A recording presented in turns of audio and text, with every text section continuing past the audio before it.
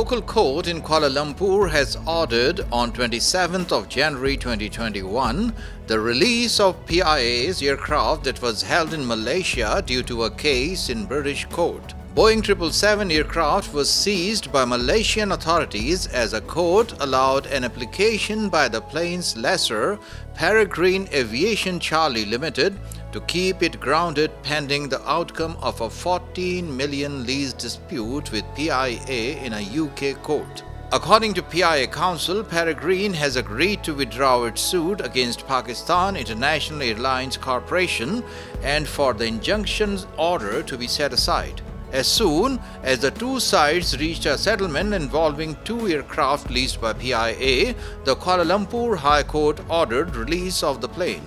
Reportedly, PIA has paid $7 million to Peregrine Aviation Charlie Limited as lease dues. PIA informed the London High Court about the payment in the case pertaining to two jets leased to it by the Dublin-based AerCap. The aircraft of Pakistan's national flag carrier had been held back on 15th of January by a local court due to a legal dispute. The passengers were flown back home via Emirates.